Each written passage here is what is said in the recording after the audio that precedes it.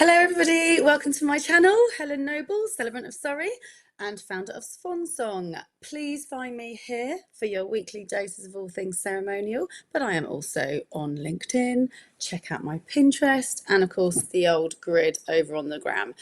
This week I'm talking about wedding bands, ring warming and getting the ring warming ceremony into your ceremony.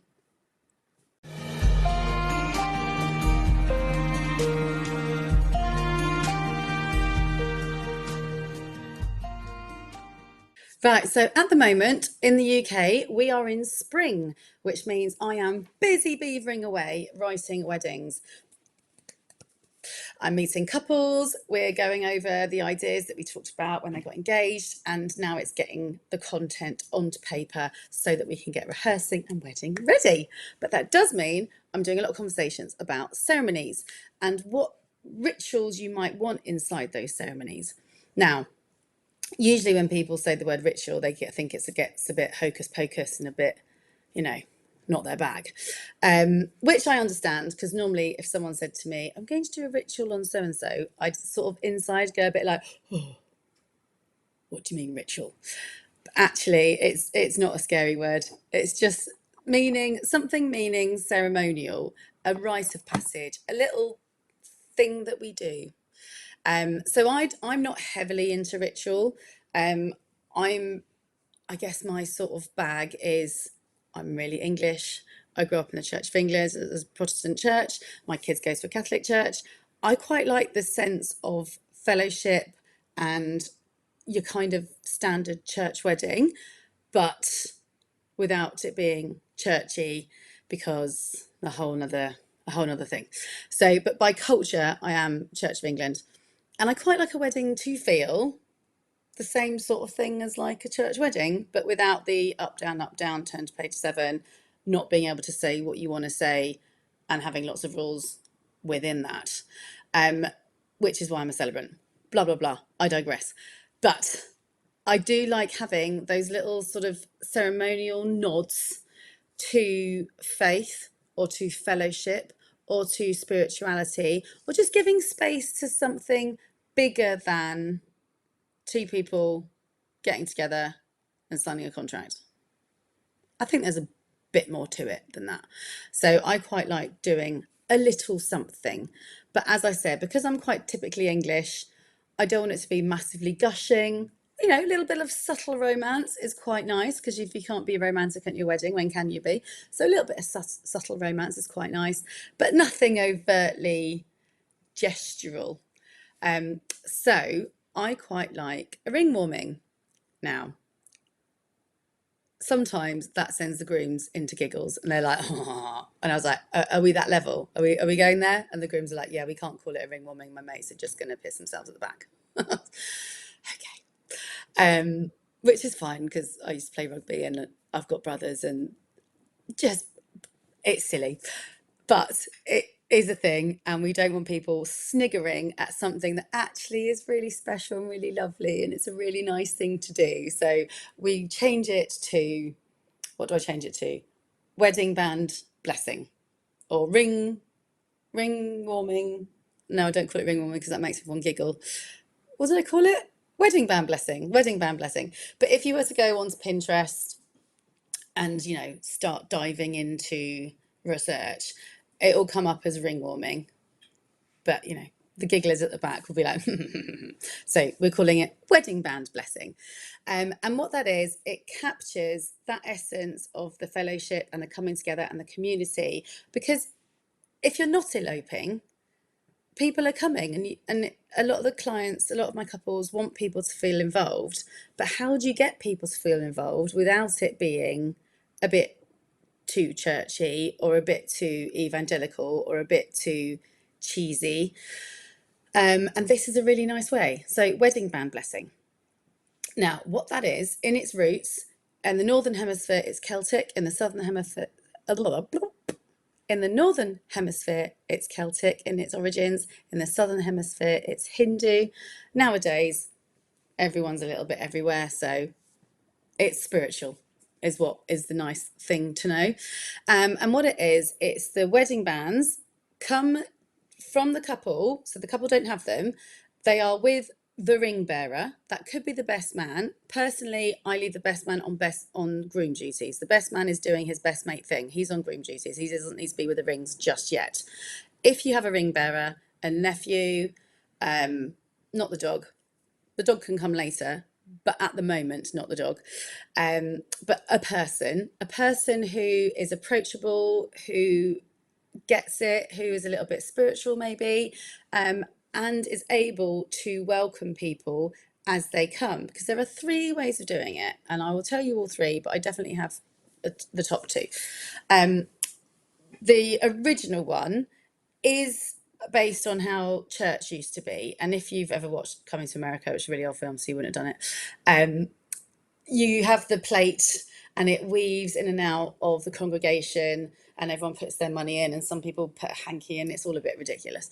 But that's how the ring warming used to be. It used to go wind through the congregation, through your guests, and as the rings came past, they'd hold the rings, and this is what the ritual is that your loved ones, your friends and family that you've invited to share in your wedding will hold the rings and just do something lovely. Say a little prayer, send some positive vibes, put a wish in their thoughts for you, but they are connecting to you through those wedding bands, through their positivity, whether that's in prayer or blessing or wishes or good vibes.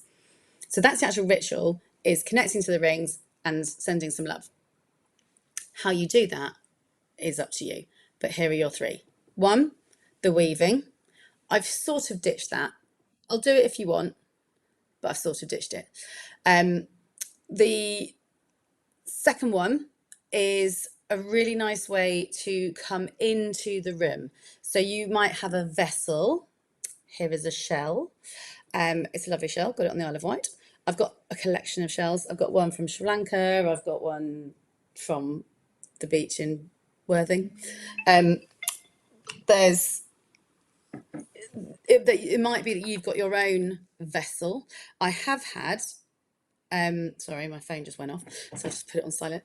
I have had a groom who was crazy about fishing bring his fishing rod, put the rings on it, and then hover it over everybody. And everyone had to kind of literally get out their seats, hold the rings, send some love, and sit back down. But we did it at the point of need. So we did it. We now come to the rings. But before we do that, the bride and groom would like you all to send some positive vibes. And he went, hang on a minute. And he got his fishing rod out and he held it in the middle of the room and everyone stood up and held it. It was fun. It was a bit crazy. It was fun. And it was so them. She was the kind of, can't beat them, join them. Originally, she was like, oh, you go fishing. Oh, that's nice. Have fun. And then he's like, no, come along. And they did. And now they're crazy, mad fishing people. Oh my God, there's another noise. Hang on. Oh, sorry about that.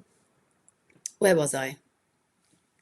Yes. Audience, congregation, friends and family, guests, rings weaving in and out. Somebody is on ring duty watching like a hawk those rings.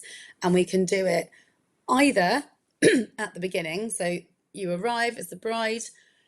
Good afternoon, welcome. Before we get into the flow of the ceremony, our ring bearer, whoever that is going to be with us, and the rings will be weaving their way through you all with your love and some positive vibes until we get to the rings, the exchange of rings, at which point, miraculously, the rings would have come to the top. It does always work. I get the timing spot on each time. It's very satisfying. So the rings come up to the top and they are there ready for when we come to the ring exchange. So that's one. Weave. Don't tend to do it anymore because of the COVID history, but we totally can, should you wish. The second way I do it is, like I said, with a vessel. You've got a shell. You might have the dog with it tied around in a thing. You might have a cushion. You might have a child holding. You might have a trinket, whatever, some kind of vessel. You might just have your cufflink box because the two rings fit nicely where the cufflinks used to be. It might even come in a box that has a little light. That's quite cool. I've had a couple that had a ring that when you opened it up, there was a light, and I was like, that's cool. So there's a ring box with a light. That's quite fun. Either way, vessel at the door, person hosting, keeping an eye on the rings, inviting people, welcoming people as they take their seats. Good afternoon, welcome. Just before you take your seats, here are the wedding bands of the happy couple. If you could just hold them for a moment, send your love, your wishes, so that when they come to the ring exchange, they are full of warmth and love. And people are like, what a nice touch. That's lovely. And because they are in a vessel, whether it be a box, whatever, people just put their hand over and you send the vibes, you know, slightly through the air rather than actual contact, because otherwise you've got like 180 people holding the wedding bands. So using a vessel and getting people's hands just slightly over is probably the best way. Or one of those little fabric bags if it's tied around the dog and you hold the bag. There is just that bit of a barrier. So that is the second way as they come in. And then when they get to their seats, they're like, well, that was nice. And you've already set the bar that it's going to be a personal wedding. It's going to have lots of touches. It's bespoke. It's special. It's the heart of the day. It's not a 20-minute, when's the party starting? It sets the tone really nicely. So that's the second one, at the door as they're taking their seats. And the third one, if you are having pre-ceremony drinks, it might be the bar is open. And so whilst they're all mingling and getting a drink, you have your person, again, not the best man. I wouldn't do it with the best man because he's on groom duty or best bride duty. So that's their job. Yes, they come to the rings. When I say, may I have the rings, please? They give me the rings. But for the incoming, they're on groom duty or bride duty. So get a person. But they are in the room, wherever is that bar that they're mingling and meeting and saying hi. It might be they have a station. They have a poser table.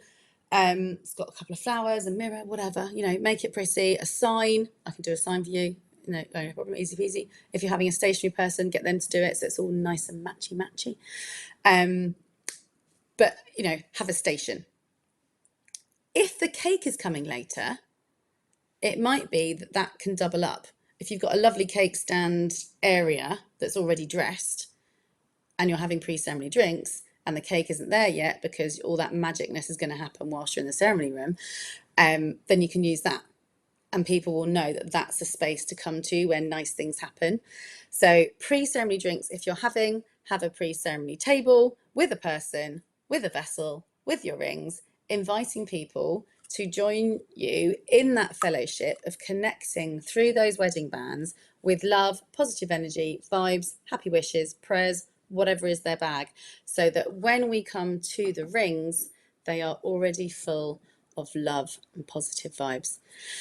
It's such a nice way to get people involved. It keeps it subtle, it keeps it private, but it brings the romance, it brings the personality, and it brings that investment that you're making into your marriage as well as your wedding. It becomes about your relationship, not just the wedding day. It becomes about your marriage and your hopes for the future. Because at the end of the day, the wedding day is you standing there full of hope for a lovely lifetime of happily married. So there you go. Hopefully I'll see you next week for all things ceremonial. Otherwise, as I said, find me on my other channels, LinkedIn, Instagram, Pinterest, and my old website. Hope to hear from you soon. Take care. Lots of love. Bye for now.